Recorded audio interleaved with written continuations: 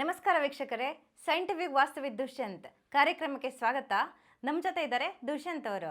ಇವತ್ತಿನ ಕಾರ್ಯಕ್ರಮದಲ್ಲಿ ನೀಲಿ ನಕ್ಷೆ ಬಗ್ಗೆ ಹೆಚ್ಚಿನ ಮಾಹಿತಿನ ವೀಕ್ಷಕರಿಗೆ ನೀವು ತಿಳಿಸ್ಕೊಡ್ಬೇಕು. ದುಷ್ಯಂತ್, ಮನೆ ಕಟ್ಟಬೇಕಾದ್ರೆ ಗಮನಿಸಲೇಬೇಕಾದಂತಹ ಮೂಲ ವಾಸ್ತು ತತ್ವಗಳು ಯಾವುದು? ನಮಸ್ಕಾರ ಎಲ್ಲರಿಗೂ. ನೀಲಿ ನಕ್ಷೆ ಅನ್ನೋದು ಬ್ಲೂ ಪ್ರಿಂಟು. ಯಾವುದೇ ಒಂದು ಕೆಲಸ ಮಾಡಬೇಕಂದ್ರೆ ಒಂದು ಪ್ಲ್ಯಾನಿಂಗ್ ಮಾಡೋ ಥರ ಮನೆ ಕಟ್ಟುವಾಗೂ ನೀಲಿ ನಕ್ಷೆ ಅನ್ನೋದನ್ನು ಬಹಳ ಗಂಭೀರವಾಗಿ ಚರ್ಚೆ ಮಾಡಬೇಕಾಗುತ್ತೆ. ಆರ್ಕಿಟೆಕ್ಟ್ಸು ಮತ್ತು ವಾಸ್ತುಶಿಲ್ಪಕಾರರು ನಕ್ಷೆನ ಬರೀತಾರೆ. ಬರೆಯೋದಕ್ಕೆ ಮುಂಚೆ ನಿವೇಶನದ ಉದ್ದ ಅಗಲನ ಮೆಷರ್ಮೆಂಟ್ ಮಾಡಿ ಅದನ್ನು ಮೂಲೆ ಮಟ್ಟಕ್ಕೆ ತಂದು ನಿಲ್ಲಿಸ್ಕೊಬೇಕು. ಇದು ಮೂಲ ಕಾರ್ಯಕ್ರಮ. ನಂತರ ಅದರಲ್ಲಿ ಅಕಸ್ಮಾತ್ ಅದು ತಡೆರಹಿತ ಅಂದರೆ ಕಾಂಪೌಂಡ್ಗಳು ಇಲ್ಲ ಅಂತೇಳಿದ್ರೆ ಕಾಂಪೌಂಡನ್ನು ಸೃಷ್ಟಿ ಮಾಡಿಕೊಂಡ್ರೆ ಅದು ಒಂದು ಆಯದ ಆಕಾರದಲ್ಲಿ ಬರುತ್ತೆ. ಅಂದರೆ ರೆಕ್ಟ್ಯಾಂಗಲ್ ಅಥವಾ ಸ್ಕ್ವೇರ್, ಚೌಕಾಕಾರ, ಆಯತಕಾರ ಬರುತ್ತೆ. ಅದಾದ ನಂತರ ನಿವೇಶನ ಉದ್ದ ಅಳತೆ ತೊಗೊಂಡ್ರೆ ರಸ್ತೆ ಯಾವ ದಿಕ್ಕಿದೆ ಆ ರಸ್ತೆ ದಿಕ್ಕಿನಲ್ಲಿ ಅನುಗುಣವಾಗಿ ನಮಗೆ ಯಾವುದು ಸವಲತ್ತುಗಳು ಸಿಗುತ್ತೆ ಅಂತ ನೋಡಿಕೊಂಡು ನೀಲಿ ನಕ್ಷೆಗೆ ಯೋಜನೆ ಮಾಡಲು ವಾಸ್ತುಶಿಲ್ಪಕಾರರು ಶುರು ಮಾಡ್ತಾರೆ. ಮೂಲವಾಗಿ ಚೌಕಾಕಾರ, ಆಯತಕಾರಗೆ ವಾಸ್ತು ದೋಷ ಇರದೇ ಇರೋದನ್ನು ಶುರು ಮಾಡೋದಕ್ಕೆ ಮುಂಚೆ ನೋಡಬೇಕು. ಅದನ್ನು ವಿಡಿಯೋ ಮಾಡಿ ನೋಡೋದು ಅಥವಾ ಸೈಟನ್ನು ನೋಡೋದು, ಆ ಸೈಟ್ ಅಳತೆ ನೋಡೋದು ಪತ್ರದಲ್ಲಿ ನಿವೇಶನದಲ್ಲಿ ಇರುತ್ತೆ. ಆದರೆ ಚೌಕಾಕಾರ, ಆಯತಕಾರ ಅಳತೆ ತಗೊಂಡಾಗ ಒಂಚೂರು ಪಕ್ಕದ ಮನೆ ಗೋಡೆಯವರು ಎಂಕ್ರೋಚ್ಮೆಂಟ್ ಮಾಡಿರ್ತಾರೆ, ಇಲ್ಲ ಒಂಚೂರು ಎಂಕ್ರೋಚ್ಮೆಂಟ್ ಆಗಿರುತ್ತೆ. ಇದನ್ನು ಚೆಕ್ ಮಾಡಿಸಿ ನಂತರ ನೀವು ನೀಲಿ ನಕ್ಷೆನ ಸೃಷ್ಟಿ ಮಾಡಿಸ್ಬೇಕು. ಆಯದಿಂದ ಹಿಡಿದು ಗೃಹ ಪ್ರವೇಶದವರೆಗೂ ನೀವು ಸಲಹೆಗಳನ್ನ ಕೊಡ್ತೀರಾ. ಯಾವ್ಯಾವ ರೀತಿ ಸಲಹೆ ಕೊಡ್ತೀರಾ? ಮನೆ ಕಟ್ಟೋದಕ್ಕೆ ಎಂಡ್ ಟು ಎಂಡ್ ಸೊಲ್ಯೂಷನ್ ಕೊಡ್ತೀರಿ. ಆರಂಭದಿಂದ ಅಂತ್ಯದವರೆಗೂ, ಗೃಹ ಪ್ರವೇಶದವರೆಗೂ ನಾವು ಯೋಜನೆಗಳನ್ನ ಕೊಡ್ತೇವೆ. ಮೂಲತಃವಾಗಿ ಆಯತಕಾರ ಅಂದರೆ ರೆಕ್ಟ್ಯಾಂಗಲ್ ಅಂತ ಹೇಳ್ತಾರೆ, ಚೌಕಾಕಾರ ಅಂದರೆ ಸ್ಕ್ವೇರ್ ಅನ್ನೋದು ರೀತಿಯಲ್ಲಿ ಮನೆಯನ್ನು ಶುರು ಮಾಡಬೇಕಂದ್ರೆ ಅಡಿಯಿಂದ ಮುಡಿಯವರೆಗೂ ಭೂಮಿ ಕೆಳಗೆ ನೀರಿನ ಸಂಪಿಂದ ಹಿಡಿದು ಮನೆಯ ಮೇಲೆ, ಮಹಡಿಯ ಮೇಲೆ ಇರುವಂಥ ನೀರಿನ ಟ್ಯಾಂಕ್, ಓವರ್ ಹೆಡ್ ಟ್ಯಾಂಕ್, ಮನೆಯ ಮೇಲೆ ಇಡುವಂಥ ಟ್ಯಾಂಕಿನವರೆಗೂ ನಿಮಗೆ ಒಂದೊಂದು ರೀತಿಯಲ್ಲಿ ಯೋಜನೆಗಳು, ಪ್ಲ್ಯಾನ್ಗಳು ಬರ್ತವೆ. ಅದಕ್ಕೆ ತಕ್ಕಂತೆ ನಾವು ಮಾಡಬೇಕು. ಅದನ್ನು ಹೊರತುಪಡಿಸಿ ಬರೀ ಆಯನ ಇಟ್ಕೊಂಡು ಯಾರೋ ಆಯ ಬರ್ಕೊಡ್ತಾರೆ. ಆರ್ಕಿಟೆಕ್ಟು ಅವ್ರು ಬರ್ಕೊಟ್ಟಿರೋದು ನಂದೇನು ತಪ್ಪಿಲ್ಲ, ನಾನು ಬೆಳಕು ಗಾಳಿಯಿಂದ ತಂದುಕೊಡ್ತೀನಿ ವಾಸ್ತುಲೆ ಅಂತ ಹೇಳಿ ಮಾಡಿಸೋದು ಅನ್ಯಾಯ. ಆಯತಕಾರ ತೊಗೊಳೋದು ಭಾಳ ಇಂಪಾರ್ಟೆಂಟ್. ರೆಕ್ಟ್ಯಾಂಗಲ್ ಆಯಿತಾ? ಕಮೆಂಟ್ಸ್ ಮಾಡೋರಿಗೆ ಕ್ಲಿಯರಾಗಿ ಹೇಳ್ತಾ ಇದ್ದೀನಿ, ಆಯತಕಾರ. ಆಯ ಒಂದೇ ನಿಮ್ಮನ್ನು ಗೆಲ್ಲಿಸಲ್ಲ. ಬೆಂಕಿ ಇರುತ್ತೆ, ಸಂಪಿರುತ್ತೆ, ಲ್ಯಾಟ್ರಿನ್ ಪಿಟ್ ಇರುತ್ತೆ, ಟಾಯ್ಲೆಟ್ ಗುಂಡಿ ಇರುತ್ತೆ, ಫ್ರಿಜ್ ಇರುತ್ತೆ, ವಾಷಿಂಗ್ ಮೆಷಿನ್ ಇರುತ್ತೆ, ಮಲಗುವಂಥ ಕಾಟ್ ಇರುತ್ತೆ, ತಿಜೋರಿ ಪೆಟ್ಟಿಗೆ ಇರುತ್ತೆ, ಕ್ಯಾಶ್ ಬಾಕ್ಸ್ ಇರುತ್ತೆ, ಬಾತ್ರೂಮಲ್ಲಿ ಸಿಂಕ್ ಇರುತ್ತೆ, ಮತ್ತು ನಿಮ್ಮ ವಾಷಿಂಗ್ ಮಿಷಿನ್ ಜೊತೆ ಫ್ರಿಜ್ಜು, ಓವನ್ನು, ಸ್ಟವ್ ಇರುತ್ತೆ, ಪಾತ್ರೆ ತೊಳೆಯೋ ಬೇಸಿನ್ ಇರುತ್ತೆ, ಚಪ್ಪಲಿ ಸ್ಟ್ಯಾಂಡ್ ಇರುತ್ತೆ. ಇದಕ್ಕೆಲ್ಲ ಆಯದಲ್ಲಿ ಜೋಡಿಸುವುದು ಲೆಕ್ಕಾಚಾರದಲ್ಲಿ ವಿಜ್ಞಾನನ ಅನುಸರಿಸಬೇಕು. ಯಾರೋ ಭಟ್ರು, ಅರ್ಚಕರು, ದೇವಸ್ಥಾನ ಪೂಜಾರರು ಆಯ ಹಾಕ್ಕೊಟ್ರು ಅಪ್ಲಿಕೇಶನಲ್ಲಿ ಅಂತೇಳ್ಬಿಟ್ಟು ಆಯ ಮಾಡೋದು ತಪ್ಪು. ಆಯ ಮಾಡೋದೇ ಆದರೆ ಮನೆ ಕಟ್ಟಿದ ನಂತರ ಆಯನ ದಾಟಿದ್ದೀನಿ ಅಂತ ಹೇಳೋದು ಇನ್ನೊಂದು ಎರಡನೇ ತಪ್ಪು. ಹಾಗಾಗಿ ಚೌಕಾಕಾರ, ಆಯತಕಾರ ಬಳಸಬೇಕು ಹೊರತು ಆಯದಿಂದ ಇವಾಗಿರುವಂಥ ಆಧುನಿಕ ಜಗತ್ತಲ್ಲಿ ಕನ್ಸ್ಟ್ರಕ್ಷನ್ ಮಾಡೋದು ಆಗೋದೇ ಇಲ್ಲ. ಯಾರೇ ಆಗಿರಲಿ ನಾನು ಚಾಲೆಂಜ್ ಮಾಡ್ತೀನಿ, ಆಯ ಅಂತ ಬಗ್ಗಿಸ್ಕೊಂಡು ಆಯನ ಬಳಸಿ ಮನೆ ಕಟ್ತೀನಿ ಅಂತ ಹೇಳೋದು ಸುಳ್ಳು. ಆಯನ ಹೊರತುಪಡಿಸಿ ಸಹ ವಿಜ್ಞಾನದ ಮೊರೆ ಹೋಗಿ ಚೌಕಾಕಾರ, ಆಯತಕಾರ, ರೆಕ್ಟ್ಯಾಂಗಲ್, ಸ್ಕ್ವೇರ್ ಬಳಸಬೇಕು. ಈಗ ಇಂಜಿನಿಯರ್ ಸ್ಕೆಚ್ ಹಾಕೊಡ್ತಾರೆ, ಅರ್ಚಕರು ಧ್ವಜಾಯ, ಸಿಂಹಾಯ, ಗಜಾಯ ನಕ್ಷತ್ರಕ್ಕೆ ತಕ್ಕಂತೆ ಒಂದು ಆಯ ಹಾಕೊಡ್ತಾರೆ. ಇದು ಎರಡಕ್ಕೂ ಏನು ವ್ಯತ್ಯಾಸ ಇದೆ, ಅಥವಾ ಅದನ್ನು ಮಾಡಲೇಬಾರ್ದು ಅಂತ ನಿಮ್ಮ ವಾದ? ಈಗ ಇಬ್ಬರಲ್ಲೂ ಒಬ್ರಿಗೊಬ್ರು ಸಿಂಕ್ ಇರಲ್ಲ, ಒಬ್ಬರು ವಿಚಾರ ಒಬ್ಬರು ಮಾತಾಡೋದಿಲ್ಲ. ಯಾಕಂದರೆ ಅವರು ಜೊತೆ ಇವರು ಕೋರಮ್ ಇಲ್ಲ. ಒಂದು ಸಂಗೀತದಲ್ಲಿ ಸ್ವರಗಳು ಸೇರೋ ಥರ ಇಬ್ಬರು ಕೋರಮ್ ಇರೋದಿಲ್ಲ. ಕೋರಮ್ ಇರೋದಿಲ್ಲ ಅಂದರೆ ಪೂಜಾರಿಗೆ, ಅರ್ಚಕರು ಬಂದು ಗಾರೆ ಕೆಲಸದ ಬಗ್ಗೆ ನಾಲೆಜ್ ಇಲ್ಲ ಅವ್ರಿಗೆ. ಅವರು ಪತ್ರಗಳ ನೋಡಿ, ಯಾವುದೋ ಒಂದು ಬುಕ್ ನೋಡಿ ಬರೀತಾರೆ. ಆರ್ಕಿಟೆಕ್ಟ್ಸ್ ಏನು ಹೇಳ್ತಾರೆ, ವಾಸ್ತು ಅಂದರೆ ಏನು ಮೇಡಮ್, ವಾಸ್ತು ಅಂದರೆ ಏನು ಸರ್, ಬೆಳಕು ಗಾಳಿ ಅಂತ ಹೇಳ್ಬಿಟ್ಟು ನಿಮ್ಮನ್ನು ಅಲ್ಲೇ ಕಟ್ ಮಾಡ್ತಾರೆ. ವಾಸ್ತು ಅಂದರೆ ನಿವೇಶನ ತೆಗೆಯುವಾಗ ನೀವು ವಾಸ ಮಾಡ್ತಿರೋಂಥ ಮನೆಯಿಂದ ಸೈಟ್ ತೊಗೊತೀರ. ಈ ಒಂದು ಕೂತಿರೋಂಥ ಜಾಗದಲ್ಲಿ ನೀವು ಸೈಟ್ ಖರೀದಿ ಮಾಡೋಕ್ಕೆ ಯೋಗ ಕೊಡುವಂಥ ವಾಸ್ತುನೇ ಸೈಟ್ ಖರೀದಿ ಕೊಡುವಂಥ ದುಡ್ಡು ಮತ್ತು ಆ ಸೈಟ್ ತಗೊಂಡ್ಮೇಲೆ ಇದೇ ಮನೆಯ ಶಕ್ತಿಯಿಂದ ಆ ಸೈಟಲ್ಲಿ ತಂತಾನಾಗೆ ವಾಸ್ತುಬದ್ಧವಾಗಿ ಅದರ ಒಂದು ಲೆಕ್ಕಾಚಾರದಲ್ಲಿ ಮನೆ ಕಟ್ಟಿಕೊಡುವಂಥ ಶಕ್ತಿ. ಇದನ್ನು ಆರ್ಕಿಟೆಕ್ಟ್ಸು ಮರ್ತಿದ್ದಾರೆ ಮತ್ತು ಅರ್ಚಕರಿಗೆ ಅದು ಗೊತ್ತಿಲ್ಲ. ಅರ್ಚಕರು ಏನಿದ್ರು ದೇವಸ್ಥಾನದಲ್ಲಿ ಅಥವಾ ಯಾವುದೋ ಒಂದು ಪೂಜೆ ಪುನಸ್ಕಾರಕ್ಕೆ ವೈದಿಕಕ್ಕೆ ಬಳಸ್ಕೊಳ್ಳಿ ಅವ್ರನ್ನ, ಅವರು ಬೇಡ ಅಂತ ಹೇಳಿಲ್ಲ. ಅವರಿಗೆ ಮನೆ ಕೆಲಸದ ಗೊತ್ತಿಲ್ಲ. ಆ ರೀತಿ ಇವರಿಬ್ಬರಲ್ಲೂ ಲೆಕ್ಕಾಚಾರ ಕೋರಮ್ ಇಲ್ಲ. ಹಾಗಾಗಿ ಇಬ್ಬರು ಸಿಂಕ್ ಆಗೋದಿಲ್ಲ ಮೇಡಮ್. ಮನೆ ಕಟ್ಟಲೇಬೇಕು ಅಂತ ಬಂದಾಗ ನಿಮ್ಮಂಥ ವಾಸ್ತು ಕನ್ಸಲ್ಟೆಂಟ್ನ ಕನ್ಸಲ್ಟ್ ಮಾಡಬೇಕು. ನನ್ನಂಥ ವಾಸ್ತು ಕನ್ಸಲ್ಟ್ ಮಾಡಬೇಕು ಅಂತ ಹೇಳ್ತಿಲ್ಲ. ನೀವು ಮನೆಗೆ ಮೂಲತಃವಾಗಿ ಆಯತಾಕಾರ ಚೌಕಾಕಾರನ ಬಳಸುವಾಗ ಲೆಕ್ಕಾಚಾರ ಬಳಸಿ ಅಂತ ಹೇಳ್ತೇನೆ, ಬೇಸಿಕ್ ಥಿಂಗ್ಸನ್ನು ಬಳಸಿ ಅಂತ ಹೇಳ್ತೀನಿ. ಹೊಸ ಮನೆಗೆ ಪಾಲಿಸಲೇಬೇಕಾದಂತಹ ಮೂಲ ವಾಸ್ತು ತತ್ವಗಳು ಯಾವುದು? ಹೊಸ ಮನೆಗೆ ಮೂಲ ಏನು ಮಾಡಬೇಕು ಅಂದರೆ, ಈಗ ನೀವೊಂದು ಮನುಷ್ಯ ಒಂದು ತಾಯಿಯ ಗರ್ಭದಲ್ಲಿ ಮಗು ಹೇಗೆ ರಚನೆ ಆಗುತ್ತೆ, ಅದರಲ್ಲಿ ಮೂಲತಃವಾಗಿ ಏನನ್ನು ಅನುಸರಿಸಬೇಕು ಅಂತ ನೀವು ಹೇಳ್ತೀರಾ. ಅದೇ ಥರ ಪ್ರತಿಯೊಂದು ನಿವೇಶನಕ್ಕೆ ಆದ್ಯದಿಂದ ಅಂತ್ಯದವರೆಗೂ ನೀವು ಓಂವ್ರತದಿಂದ ಏನೆಲ್ಲ ಬೇಕು ಅದನ್ನು ಮಾಡಲೇಬೇಕು. ಎಲಿವೇಶನ್ ಅಂತ ಹೇಳಿದ್ರೆ ಒಂದು ಔಟರ್ ಲುಕ್ಕು, ಆಯಿತಾ. ಆಯತಕಾರ ಒಂದು ನೀಲಿ ನಕ್ಷೆ ಅಂದರೆ ಸ್ಕೆಲಿಟನ್, ಅಸ್ಥಿಪಂಜರ ಪ್ರತಿಯೊಬ್ಬರದು ಮೂಲವಾಗಿ ಇರಬೇಕು. ಮೂಲ ಕೃತಿಯನ್ನು ದಾಟಬಾರ್ದು. ಅದು ಕಲ್ತಿರೋ ವ್ಯಕ್ತಿ ಹತ್ರ ಅವನಿಗಿರುವಂಥ ಅನುಭವದಲ್ಲೇ ನೀವೊಂದು ನಕ್ಷೆಯನ್ನು ರಚನೆ ಮಾಡಿಸ್ಬೇಕು. ರಚನೆಯಲ್ಲಿ ಮನೆಗೆ ಬೇಕಾಗಿರುವಂಥ ಮೂಲ ಸವಲತ್ತುಗಳು ಆಧುನಿಕ ಜಗತ್ತಲ್ಲಿ ಎಷ್ಟಾಗುತ್ತೆ ಅಷ್ಟನ್ನು ಬಳಸುವ ರೀತಿಯಲ್ಲಿ ಇರಬೇಕು. ಮೂಲತಃವಾಗಿ ನೋಡಿ, ಈಗ ಎಂಟ್ರೆನ್ಸಲ್ಲಿ ಮನೆಗೆ ಹೊಸ್ತಿಲು ಇಟ್ಟಿರ್ತಾರೆ.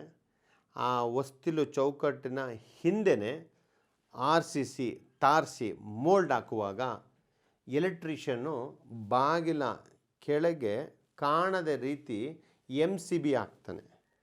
ಆಮೇಲೆ ಓನರ್ಗೆ ಹೇಳ್ತಾನೆ, ಅದೇನು ಕರೆಂಟ್ ಇಲ್ಲ, ಏನಾಗಲ್ಲ ಬಿಡು. ಈ ಏನಾಗಲ್ಲ ಬಿಡು ಅನ್ನೋದೇ ಮೂಲ ಸಮಸ್ಯೆ.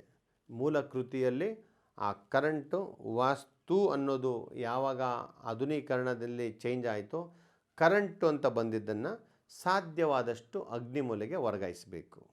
ಅಗ್ನಿಮೂಲೆಯಲ್ಲಿ MCB ಹೌದು, ಮೇಂಟೆನೆನ್ಸ್ಗೆ ಅವನು ಬರ್ತಾನಂದರೆ ಅವನೇ ಮುಟ್ಲಿ ಬಿಡಿ, ನೀವ್ಯಾಕೆ ಮುಟ್ಟಬೇಕು? ನೀವು ಮುಟ್ಟಲ್ಲ, ಅದ್ಯಾಕೆ ಹೊಸ್ತಿಲು ಚೌಕಟ್ಟಾದ್ರೆ ಇಡಬೇಕು? ಏನೂ ಆಗಲ್ಲ ಅನ್ನೋದನ್ನು ಫಸ್ಟು ಮರಿಬೇಕು. ಮೂಲತತ್ವ ಆಗುತ್ತೆ, ಕರೆಂಟ್ ಇದೆ, ಕೈ ಇಟ್ಟರೆ ಕರೆಂಟ್ ಶಾಕ್ ಹೊಡಿಯುತ್ತೆ ಅಂತ ತಿಳ್ಕೊಂಡು ಅದನ್ನು ವರ್ಗಾಯಿಸಬೇಕು. ಅಗ್ನಿಮೂಲೆಗೆ ಇರಬೇಕು, ಹೌದು, ಅಗ್ನಿಮೂಲೆಯಲ್ಲೇ ಇರಲಿ ಅದು. ಅದನ್ನು ಹೊರತುಪಡಿಸಿ ಇನ್ನೆಲ್ಲೂ ಇಡಕೂಡ್ದು. ಇವಾಗ ಇಟ್ಟಿರೋ ಮನೆ ಬಿಡಿ, ಇನ್ಮೇಲೆ ಇಟ್ಟಿರೋಂಥ ಮನೆಗಳಲ್ಲಿ ಅಗ್ನಿಮೂಲೆಯ ಕಡೆ MCB ಇಡಿ. ನೀವು ಮುಟ್ಟಲ್ಲ ತಾನೆ ಅದನ್ನು. ನೀವು ಮುಟ್ಟಲ್ಲ ಅಂದರೆ ನಿಮ್ಮ ಮನೆ ಮುಂದೆ ಅಲ್ಲಿ ಯಾಕೆ ಅಲಂಕಾರಕ್ಕೆ ಇರಬೇಕು? ತೆಗೆದು ಅಗ್ನಿಮೂಲೆಗೆ ಹಾಕ್ಸಿ. ಅದನ್ನು ಮಾಡ್ತಾನವನು. ಅವ್ನು ಸ್ವಲ್ಪ ಒತ್ತಡ ಹೇಳಿ, ಪ್ರಭಾವ ಬಿಡಿಸಿ ಅವನ ಮೇಲೆ ಒತ್ತಡ, ಮಾಡಪ್ಪ ಮರ್ಯಾದೆಯಿಂದ ಅಂತ ಮಾಡ್ತಾನವನು. ಅವನು ಗೊತ್ತಿಲ್ಲ ಅಂತ ಹೇಳೋದಲ್ಲ, ಅವ್ನು ಮಾಡಿಕೊಡೋದು. ಹಾಗಾಗಿ ಪ್ರತಿಯೊಂದು ಮನೆಯಲ್ಲಿ RCC ಹಾಕುವಾಗ, ಮೋಲ್ಡ್ ಹಾಕುವಾಗ ಅಗ್ನಿಮೂಲೆ ಕಡೆ ಸ್ವಿಚಸ್ ಬರೋ ಥರ ನೋಡ್ಕೊಳ್ಳಿ. ಮೀಟ್ರ್ ಬಾಕ್ಸು ಅಲ್ಲಿಗೆ ಬರಲಿ, UPS ಅಲ್ಲಿಗೆ ಬರಲಿ. ಕರೆಂಟಿಗೆ ಸಂಬಂಧಪಟ್ಟಿದ್ದೆಲ್ಲ ಪೂರ್ವ ಆಗ್ನೇಯ ಅಡುಗೆ ಮನೆಯ ಹೊರಗಡೆ ಬರುತ್ತೆ, ಜಾಗ ಸಿಗುತ್ತೆ ಮಾಡಿ. ಇಲ್ವಾ ಕಾಂಪೌಂಡಲ್ಲಿ ಅಗ್ನಿಮೂಲೆಯಲ್ಲಿ ಪೂರ್ವ ಆಗ್ನೇಯದಲ್ಲಿ ಹಾಕಿಸಿ, ತೊಂದರೆ ಇಲ್ಲ, ಹಾಕ್ಬೋದು. ನೀವು ಜೀರ್ಣ ಮಾಡ್ಕೊಳ್ಳಿ, ಏನೂ ಆಗಲ್ಲ ಅಂತ ಹೇಳಬಾರ್ದು. ಇದು ಒಂದು ಪ್ರಶ್ನೆ. ಅದೇ ರೀತಿ ಟಾಯ್ಲೆಟ್ ಪಿಟ್ಗಳು, ಅಂದರೆ ನಾವು ಟಾಯ್ಲೆಟಿಂದ ಒಂದು ಏನು ಗುಂಡಿಗಳು ಹೇಳ್ತಾರೆ, ಆ ಗುಂಡಿಗಳು ಸಹ ವಾಸ್ತು ದೋಷವಾಗುತ್ತದೆ. ಅದೂ ಸಹ ವಾಸ್ತುಬದ್ಧವಾಗಿ ನಿಮ್ಮ ಆದಷ್ಟು ಹಳ್ಳ ಇರುವಂಥ ವಾಸ್ತುಶಾಸ್ತ್ರದಲ್ಲಿ ಹಳ್ಳ ಎಲ್ಲಿರಬೇಕು ಅಂತ ಹೇಳ್ತಾರೆ, ಅಲ್ಲೇ ಇಡೋ ಥರ ವ್ಯವಸ್ಥೆ ಮಾಡಬೇಕು. ಪ್ರತಿಯೊಂದನ್ನು ಕನ್ಸಿಡರ್ ಮಾಡಬೇಕು. ಪ್ರತಿಯೊಂದು ನೀವು ಮನೆ ಕಟ್ತಾ ಇರುವಾಗ ನೀವು ಏನು ಗುದ್ದಲಿ ಪೂಜೆಯಿಂದ ಸ್ಟಾರ್ಟ್ ಮಾಡ್ತೀರಿ, ಸೊ ಪ್ರತಿಯೊಂದು ಹೊಸತನದಿಂದ ಶುರು ಮಾಡಬೇಕು. ಅದಾಗಲ್ಲ, ನನ್ನ ಕೈಲಾಗಲ್ಲ, ಮಾಡೋಕ್ಕಾಗಲ್ಲ, ನಮ್ಮ ಕೈಲಾಗಲ್ಲ, ಇದೆಲ್ಲ ಹೇಳಿದ್ರೆ ರಿಸಲ್ಟ್ಸ್ ಕೊಡಲ್ಲ. ಅದು ಆಗ ಹೇಳಿದ್ರಲ್ಲ ಅರ್ಚಕರು ಮತ್ತು ಅರ್ಚಕರು ಹೇಳ್ತಾರೆ ಆಯ ಹಾಕ್ಕೊಟ್ಟೆ ಅಂತ, ಆರ್ಕಿಟೆಕ್ಟ್ ಹೇಳ್ತಾನೆ ಬೆಳಕು ಗಾಳಿ ನನಗೂ ಮೇಡಮ್ ಹಾಕ್ಕೊಟ್ರೆ ಆಯನ ನಂದೇನು ತಪ್ಪಿಲ್ಲ ಅಂತ. ಒಬ್ಬರ ತಲೆ ಮೇಲೆ ಒಬ್ಬರು ಬೆಂಕಿ ಚೆಂಡನ ಅವ್ರ ಮೇಲೆ ಇವ್ರ ಮೇಲೆ ಅವರು ಇಬ್ಬರು ಹಾಕ್ಕೊತಾರೆ. ಕೊನೆಯಲ್ಲಿ ಬಲಿಪಶು ಆಗೋದು ಮನೆ ಮಾಲೀಕರು. ಅವರು ಹಣ ಹಾಕಿ ಇವರಿಬ್ಬರ ಹತ್ರ ಪೇಚಾಡಿ, ಪ್ಲಂಬರ್ ಓಡೋಗ್ತಾನೆ, ಟೈಲ್ಸ್ ಹಾಕೋನು ಓಡೋಗ್ತಾನೆ, ಗಾರೆ ಕೆಲಸರು ಓಡೋಗ್ತಾರೆ. ಸೆಂಟ್ರಿಂಗ್ ಅವ್ರು ಹೇಳಿದ ಮಾತು ಕೇಳಲ್ಲ, ಆಯಿತಾ. ಕರೆಂಟವನು ಹೇಳಿದ ಮಾತು ಕೇಳಲ್ಲ, ನಾವು ಹಾಕೋದು ಹೆಂಗೆ ಅಂತಾನೆ. ಫ್ಯಾಬ್ರಿಕೇಟ್ರು ಹೇಳಿದ ಮಾತು ಕೇಳಲ್ಲ. ಸೆಂಟ್ರಿಂಗ್ ಅವನು ಹೇಳ್ತಾನೆ ಮೆಟ್ಲುಗಳು ಹಿಂಗೆ ಟ್ರಯಾಂಗಲ್ ಹಾಕ್ಬೇಕು ಅಂತ. ಟ್ರಯಾಂಗಲ್ ಹಾಕೋಂಗಿಲ್ಲ, ನೀವು ತ್ರಿಕೋಣ ಮೆಟ್ಟಲನ್ನ ಹಾಕೋಂಗಿಲ್ಲ, ಮತ್ತು ಅರ್ಧ ಚಂದ್ರಕೃತಿಯಲ್ಲಿ ಹಾಕೋಂಗಿಲ್ಲ. ಇದನ್ನೆಲ್ಲ ಮರೀತಾರೆ ಎಲ್ಲರೂ. ಇದನ್ನೆಲ್ಲ ನಕ್ಷೆಯಲ್ಲಿ ತೋರಿಸ್ತೀವಿ ನಾವು ಕೊಡುವಂಥ ನೀಲಿ ನಕ್ಷೆಯಲ್ಲಿ ಹದ್ದು ಗಣ್ಣು ಕಾಣುವಂತೆ ನೋಡಿಕೊಂಡು ನಾವು ಮನೇನ ಕಟ್ಟಬೇಕು. ಆವಾಗಲೇ ಮನೆ ರಚನೆ ಆಗೋದು. ಗೃಹಪ್ರವೇಶ ಮಾಡಿ ಸಾಲನೂ ತೀರಿಸ್ಬೋದು ನೀವು. ಇಲ್ಲ ಅಂದರೆ ಮನೆ ಕಟ್ಟಕ್ಕೆ ಹೋಗಿ ನಿಂತೋಗಿರುತ್ತೆ.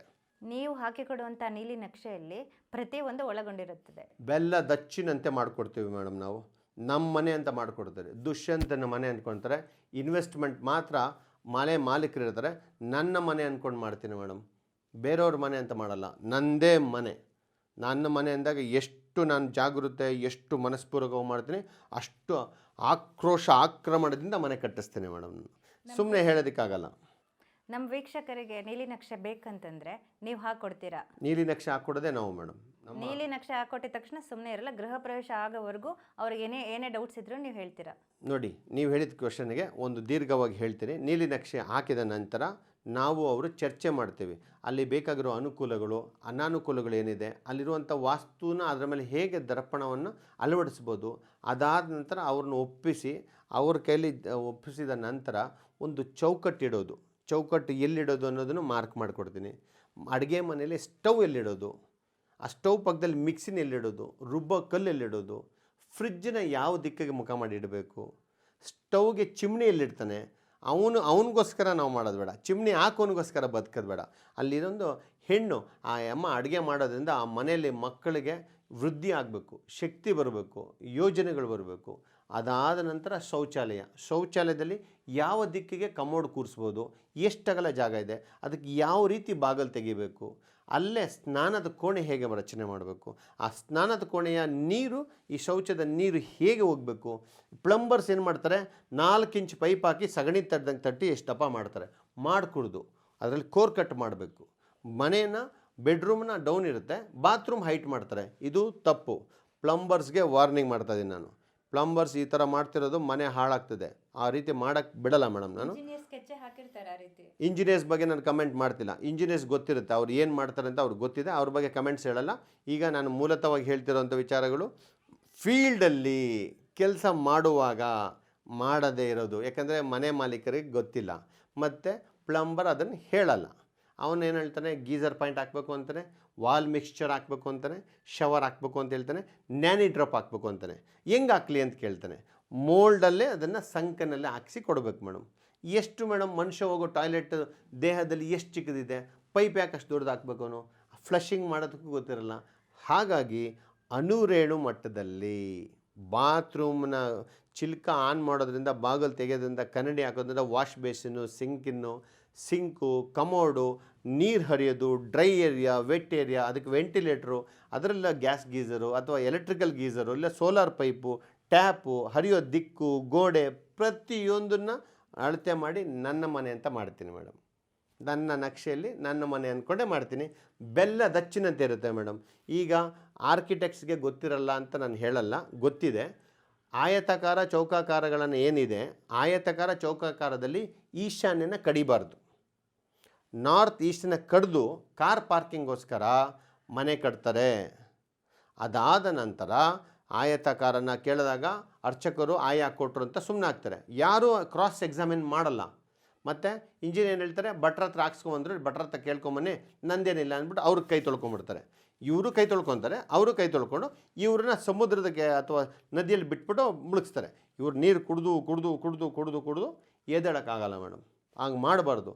ಮನೆ ಕಟ್ಟುವಾಗ ಸಕಾರಾತ್ಮಕ ಯೋಜನೆ ಇರಬೇಕು. ಸಕಾರಾತ್ಮಕದ ಒಂದು ವೈಬ್ರೇಷನ್ ಪ್ರಕರಣಗಳನ್ನು ಅವ್ರಿಗೆ ಫೀಲ್ ಮಾಡಿಸ್ತಾ ಮನೆ ಕಟ್ಟಿಸ್ತೀನಿ ಮೇಡಮ್ ನಾನು. ಹಾಗಾಗಿ ಬೆಡ್ರೂಮಲ್ಲಿ ಗಂಡ ಹೆಂಡತಿ ಎಲ್ಲಿ ಮಲಗಬೇಕು, ಯಾವ ದಿಕ್ಕಿಗೆ ತಲೆ ಹಾಕಬೇಕು. ಈಗ ಕಾರ್ಪೆಂಟ್ರನ್ನ ಕೇಳಿದ್ರೆ ಪೂರ್ವಕ್ಕೆ ತಲೆ ಹಾಕು ಅಂತ ಹೇಳ್ತಾನೆ. ಮಾಸ್ಟರ್ ಬೆಡ್ರೂಮ್ ಕರ್ಕೊಂಡೋಗಿ ಅಡುಗೆ ಇದು ಪೂರ್ವದ ಗೋಡೆಗೆ ಮಂಚನ ಮೆಟ್ಟಿಸ್ಬಿಟ್ಟು ಅವನು ಮಲಗಿಸ್ತಾನೆ. ಇಲ್ಲಿಗೆ ಮಲಗಬಾರ್ದು. ಪಶ್ಚಿಮದ ಗೋಡೆಗೆ ಕಾಲು ಟಚ್ ಆಗಬೇಕು, ಪೂರ್ವಕ್ಕೆ ಗ್ಯಾಪ್ ಇರಬೇಕು, ಪೂರ್ವಕ್ಕೆ ತಲೆ ಹಾಕಿ ಮಲಗಬೇಕು. ಅಥವಾ ದಕ್ಷಿಣದ ಗೋಡೆಗೆ ತಲೆ ಹಾಕಬೇಕು, ಉತ್ತರದ ಗೋಡೆಗೆ ಕಾಲು ಹಾಕಬೇಕು. ಇದನ್ನು ಅವನು ಗೊತ್ತೇ ಇಲ್ಲ, ಅವನು ಹಾಕ್ಸೋದೇ ಇಲ್ಲ. ಮತ್ತು ಮನೆಗೆ ನಾವು ಮಲಗುವಂಥ ಜಾಗದಲ್ಲಿ ಕನ್ನಡಿಗಳು ನಮ್ಮ ಎದುರಿಗೆ ಪ್ರತಿಬಿಂಬ ಕಾಣಿಸ್ಬಾರ್ದು. ಇದನ್ನೆಲ್ಲ ಪರಿಗಣನೆ ತಗೊಂಡು ನನ್ನ ಮನೆ ಹೆಂಗೆ ಮಾಡಬೇಕು ಅನ್ನೋದು ನೋಡ್ಕೊಳೋ ಥರ ಮನೆ ಮಾಡಿಸ್ತೀನಿ ಮೇಡಮ್. ಅದೇ ರೀತಿ ಮದುವೆ ಆಗದೇ ಇರೋರು ಎಲ್ಲಿ ಮಲ್ಕೊಬೇಕು, ಹೌದು, ಮನೆಯಲ್ಲಿರೋ ಮಕ್ಕಳು ಎಲ್ಲಿ ಓದಬೇಕು ಕೂತ್ಕೊಂಡು. ಹೌದು, ಈಗ ಮನೆಯಲ್ಲಿ ಒಂದೊಂದು ಶಕ್ತಿಗಳು ಸಂಚರಿಸ್ತಿರುತ್ತೆ ಅಂತ ಹೇಳಿದ್ದಾರೆ, ನ ಮ ಶಿವಾಯ ಅಂತ. ಹಾಗಾಗಿ ಬೆಂಕಿ ತತ್ವ, ಗಾಳಿ ತತ್ವ ಇಲ್ಲಿ ವ್ಯತ್ಯಾಸ ಆದಾಗ ಮನೆಗೆ ಶಕ್ತಿ ಕೇಂದ್ರ ಮನುಷ್ಯ ಪ್ರೌಢಾವಸ್ಥೆಗೆ ಬಂದಿರೋಂಥ ಗಂಡು ಮಗು ಮದುವೆ ಆಗದೇ ಇರೋ ಕಾರಣ ಅವನನ್ನು ಒಂದು ಪ್ರಸಕ್ತವಾದ ವಾಸ್ತುಬದ್ಧವಾದ ಅವನಿಗೆ ಮಲಗಿಸುವಂಥ ಜಾಗದಲ್ಲಿ ಮಲಗಿಸಿದ್ರೆ ಕಲ್ಯಾಣ ಆಗುತ್ತೆ ಮೇಡಮ್. ನಾನು ಹೇಳ್ತೀನಿ, ಯಾವುದೇ ಮಗ ಇರಲಿ ಅವನು ಮದುವೆ ಆಗ್ತಿಲ್ಲ ಅಂತ ಹೇಳಿದ್ರೆ ಅವನ ಮನೆ ನಕ್ಷೆ ಕಳಿಸ್ಕೊಡಿ, ಅವನನ್ನು ನಾನು ಹೇಳುವಂಥ ಜಾಗದಲ್ಲಿ ಮಲಗಿಸಿ.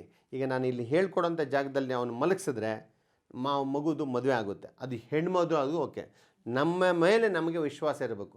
ಸೂರ್ಯನ ಮೇಲೆ ನಿಮ್ಗೆ ಬೆಳಕಿಗೆ ಇಲ್ಲ ವಾಸ್ತುನ ನಂಬಲ್ಲ ಅಂದರೆ ಸೂರ್ಯನೂ ನಂಬೇಡಿ, ನೀವು ನೀರನ್ನು ನಂಬೇಡಿ, ನೀವು ದಿನ ಹೋಗುವಂಥ ಟಾಯ್ಲೆಟ್ ನಿಮ್ಮ ದೇಹನ ನೀವು ನಂಬೇಡಿ. ವಾಸ್ತು ಅಂದರೆ ನಮ್ಮ ದೇಹ, ನಮ್ಮ ದೇಹಕ್ಕೆ ಲಿಂಕ್ ಆಗುವಂಥ ಆ್ಯಂಟೆನಾ ಥರ ಬರುವಂಥ ಟ್ರಾನ್ಸ್ಮಿಟ್ ಆಗ್ತಿರೋಂಥ ಟ್ರಾನ್ಸ್ಮಿಷನ್ ಎನರ್ಜಿ ಮೇಡಮ್. ಹಾಗಾಗಿ ಮದುವೆ ಮಾಡ್ಕೊಬೇಕಂದ್ರೆ ಇಲ್ಲಿ ಒಂದು ಮಗುನ ನಾವು ಹೇಳುವಂಥ ದಿಕ್ಕಿನಲ್ಲಿ ಮಲಗಿಸಿದ್ರೆ ಅಥವಾ ಒಂದು ಮಗು ಹೆಣ್ಣು ಮಗುನ ನಾವು ಹೇಳುವಂಥ ದಿಕ್ಕಿನಲ್ಲಿ ಮಲಗಿಸಿದ್ರೆ ಆ ಮಗುಗೆ ಇಲ್ಲಿಂದನೇ ಅದಕ್ಕೆ ಫಲ ಸಿಗುತ್ತೆ. ಮದುವೆದು ಎಂಗೇಜ್ಮೆಂಟು ನೀವು ನನ್ನ ಕರಿತೀರ, ಮದುವೆನೂ ಆಗೋಗುತ್ತೆ ಮೇಡಮ್. ಭಾಳ ಸುಲಭ ಮೇಡಮ್ ಮದುವೆ ಮಾಡಿಸೋದು. ವಯಸ್ಸಾದವ್ರಿಗೆಲ್ಲ ಮದುವೆ ಮಾಡಿಸ್ಬೋದು ಆಯಿತಾ. ಮದುವೆ ಆಗದೇ ಇರೋದು ಕಾರಣ ಏನಂದರೆ ಕರ್ಕೊಂಡೋಗಿ ಸೌತ್ ವೆಸ್ಟ್ ಬೆಡ್ರೂಮಲ್ಲಿ ನನ್ನ ಮಗಳು ಅವಳೇ ಅಲ್ವಾ ದುಡಿತಾ ಇರೋದು ಅಂತ ಅಲ್ಲಿ ಮಲಗಿಸ್ಬಿಡ್ತಾರೆ. ಪಾಪ ಮಗುದು ಪ್ರಮೋಷನ್ ಎಲ್ಲ ಆಗುತ್ತೆ, ಆದರೆ ಮಗು ಮದುವೆನೇ ಆಗಲ್ಲ ಮೇಡಮ್. ಹಾಗಾಗಿ ಅವಳನ್ನು ಒಂದು ತಕ್ಕವಾದ ಜಾಗದಲ್ಲಿ ಅಬೌಟ್ ವಾಯುಮೂಲೆ ಅಂತ ಹೇಳ್ತಾರೆ, ವಾಯುಮೂಲೆ ಹೆಣ್ಣು ಮಗುನ ವಾಸ್ತು ಪ್ರಕಾರ ಮಲಗಿಸೋದು. ಒಂದು ಗಂಡು ಮಗುನ ದಕ್ಷಿಣ ದಿಕ್ಕು ಅಗ್ನಿಮೂಲೆ ಕಡೆ ಅಲ್ಲಿ ಮಲಗಿಸಿದ್ರೆ ಮೇಡಮ್ ಮದುವೆ ಫಿಕ್ಸ್ ಆಗೋಗುತ್ತೆ. ಇದು ಸಾಕಷ್ಟು ಉದಾಹರಣೆಗಳನ್ನು ಪ್ರಯೋಗ ಮಾಡಬೇಕು. ನಮ್ಮಲ್ಲಿ ನಮಗೆ ನಂಬಿಕೆ ಇರಬೇಕು. ಹೆದರ್ಕೊಂಬಾರ್ದು, ಅವೆಲ್ಲ ಆಗಲ್ಲ ಅಂತ. ಎಷ್ಟೇ ನೀವು ಅರ್ಚಕರ ಹತ್ರ ಹೋಮ ಮಾಡಿಸಿ ಪೂಜೆ ಮಾಡಿಸಿ ಎಷ್ಟೇ ಅರಳಿ ಮರ ಸುತ್ತಿ ವಿಜ್ಞಾನ ಕ್ರಮ ವಹಿಸಿ, ವಿಜ್ಞಾನ ಕ್ರಮ ನಿಮ್ಮನ್ನು ಗೆಲ್ಲಿಸುತ್ತೆ ಮೇಡಮ್. ಮದುವೆ ಮಾಡಿಸ್ಬೋದು ಮೇಡಮ್. ನಾನು ಚಾಲೆಂಜ್ ಮಾಡ್ತೀನಿ, ಮನೆಯಲ್ಲಿ ಒಂದು ಮಗುವನ್ನು ಮಲಗಿಸೋ ದಿಕ್ಕಿನಿಂದ ಮದುವೆ ಮಾಡಿಸ್ಬೋದು. ಅದು ನಮ್ಮ ವೀಕ್ಷಕರಿಗೆ ಯಾವ ರೀತಿ ನೀಲಿ ನಕ್ಷೆಯನ್ನು ನೀವು ಕೊಡ್ತೀರಾ ಮತ್ತು ಅವ್ರು ನಿಮ್ಮನ್ನು ಕಾಂಟ್ಯಾಕ್ಟ್ ಮಾಡೋದಂದರೆ ಯಾವ ರೀತಿ? ಓಕೆ, ನಮಗೆ ನಮ್ಮದೇ ಆದ ತಾಂತ್ರಿಕ ವರ್ಗದ ಒಂದಿದೆ. ನಮ್ಮ ವಾಸ್ತುಶಿಲ್ಪದಲ್ಲಿ ನಮ್ಮದೇ ಆದ ಒಂದು ಮಾತುಕತೆಯಲ್ಲಿ ನಮ್ಮ ಒಂದು ವಿಭಾಗೀಕರಣದಲ್ಲಿ ನಮ್ಮ ತರಬೇತಿ ಆದಂಥ ನಮ್ಮ ವಾಸ್ತುಶಿಲ್ಪಕಾರರಲ್ಲಿ ಇಂಜಿನಿಯರ್ಸ್ಗನ್ನ ತಂಡವನ್ನು ಇಟ್ಕೊಂಡು ಅದು ರಚನೆ ಮಾಡಿ ನಾವು ವರ್ಷಕ್ಕೆ ಒಂದು 400ರಿಂದ 450ವರೆಗೂ ನೀಲಿ ನಕ್ಷೆಗಳನ್ನು ನಾನು ಕೊಡ್ತೇನೆ. 400ರಿಂದ 450ರಲ್ಲಿ ಒಂದು ಎಸ್ 450ವರೆಗೂ ಕೊಡ್ತೇನೆ. ಅದರಲ್ಲಿ ಒಂದು 300ರಿಂದ 350 ಜನ ನನ್ನ ಜೊತೆ ಫೋನ್ ಟು ಫೋನ್ ಕಾನ್ವರ್ಸೇಷನ್ ಇರ್ತಾರೆ. ಒಂದು 150 ಜನ ದಾರಿ ತಪ್ಪಿಬಿಡ್ತಾರೆ. ದಾರಿ ತಪ್ಪಿಸೋದ್ರಲ್ಲಿ ಅಲ್ಲಿರುವಂಥ ಇಂಜಿನಿಯರ್ಗಳು ಇರ್ತಾರೆ ಮತ್ತು ಅಲ್ಲಿರುವಂಥ ಗಾರೆ ಕೆಲಸ ಮಾಡೋ ಗೌಂಡಿಗಳು, ನನಗೆಲ್ಲ ಗೊತ್ತು ಸರ್ ಹೇಳ್ತಾರೆ, ನಂಗೆ ಅರ್ಥ ಆಯಿತು, ನೀವೇನು ವರಿ ಮಾಡಬೇಡಿ, ಸರ್ಗೇನು ಫೋನ್ ಮಾಡೋಕ್ಕೋಗ್ಬೇಡಿ ಅಂತ ಹೇಳ್ಬಿಟ್ಟು ಹೇಳ್ತಾರೆ. ಈ 450 ಮನೆಯಲ್ಲಿ 300 ಮನೆಗಳು ಸ್ಪೀಡಲ್ಲಿ ಗೃಹಪ್ರವೇಶ ಮಾಡಿಸ್ಬಿಡ್ತೀನಿ. ಇನ್ನು 150 ಮನೆಗಳು ಉಳಿತಾವಲ್ಲ, ಅದನ್ನು ಲಗೇಜ್ ಥರ ಪೆಂಡಿಂಗ್ ಇಟ್ಕೊಂಡು ಅವರು ಮತ್ತೆ ಸರ್ ನಿಮ್ಮ ಮಾತು ಕೇಳಿಲ್ಲ, ಅವನು ಈ ಕಡೆ ಪಿಲ್ಲರ್ ಹಾಕ್ಬಿಟ್ಟ ಬಿಟ್ಬಿಟ್ಟು ಹೊಟ್ಟೋದ ಅಂತ ಹೇಳ್ತಾನೆ. ಇವರು ವಾಪಸ್ ಒಂದು 6 ತಿಂಗಳಾದಮೇಲೆ ವಾಪಸ್ ಬರ್ತಾರೆ. ನಂತರ ಇವ್ರನ್ನೂ ಸ್ಪೀಡಾಗಿ ಕರ್ಕೊಂಬಂದು ದಡ ಸೇರಿಸಿ ಗೃಹಪ್ರವೇಶ ಮಾಡಿಸ್ಬಿಡ್ತೀನಿ ಮೇಡಮ್. ಹಾಗಾಗಿ ಒಂದು 450 ಮನೆಗಳವರೆಗೂ ಗೃಹಪ್ರವೇಶ ವರ್ಷಕ್ಕೆ ಮಾಡಿಸ್ತೀನಿ. ಅಷ್ಟೇ ಶ್ರಮ ಇರುತ್ತೆ. ತಾಂತ್ರಿಕವಾಗಿ ಪ್ಲ್ಯಾನ್ ಪ್ರತಿಯೊಬ್ಬರದ್ದು ಅಷ್ಟೇ 50 ಕುರಿಯಿಂದ 50 ಕುರಿನೂ ಮೇಯೋಗಿ ಇನ್ನೊಂದು ಕುರಿ ಏನು ಕಷ್ಟ ಅಲ್ಲ. ಎಲ್ಲರ ನೀಲಿ ನಕ್ಷೆನ ಪ್ರತಿದಿನ ಫಾಲೋಅಪ್ ಮಾಡಿ ಕಟ್ಸೋ ಜವಾಬ್ದಾರಿ ನಾನು ತಗೊಂತೀನಿ. ಕೆಳಗಿರುವಂಥ ನಂಬರ್ಗಳೇ ನೀವು ಕರೆ ಮಾಡ್ಬೋದು. ಸರಿಯಾಗಿ ಮಾಹಿತಿ ಕೊಡಬೇಕು, ನಿವೇಶನಕ್ಕೆ ಫೋಟೋ ಕೊಡಬೇಕು, ಅಳತೆ ಕೊಡಬೇಕು, ಸೈಟ್ ಕೊಡಬೇಕು. ಕಟ್ಟೋಕ್ಕಾಗ್ತಿಲ್ಲ ಅಂತ ಯೋಚನೆ ಮಾಡಬೇಡಿ. ನೀವಿರೋಂಥ ವಾಸ ಮಾಡೋ ಮನೆಯಿಂದ ಸಹ ಸಮಸ್ಯೆ ಆಗ್ತಿರುತ್ತೆ. ಹಾಗಾಗಿ ಹುಷಾರಾಗಿ ಮೈಕ್ರೋಸ್ಕೋಪಿಕಲ್ಲಿ ನೋಡಿಕೊಂಡು ನೀವು ಮನೆ ಕಟ್ಟುವಂಥ ಪ್ಲ್ಯಾನ್ ಮಾಡಿ ನಿಮ್ಮ ಜೊತೆ ನಿಮ್ಮ ಬ್ರದರಾಗಿ ನಾನು ನಿಂತು ನಿಮ್ಗೆ ಮಾಡಿಸ್ಕೊಡ್ತೀನಿ. ಇದಾಗಿತ್ತು ಇವತ್ತಿನ ವಿಶೇಷ ಕಾರ್ಯಕ್ರಮ. ಇಲ್ಲಿವರೆಗೂ ಬಂದು ಮಾತಾಡಿದ್ದಕ್ಕೆ ಧನ್ಯವಾದಗಳು. ಧನ್ಯವಾದ.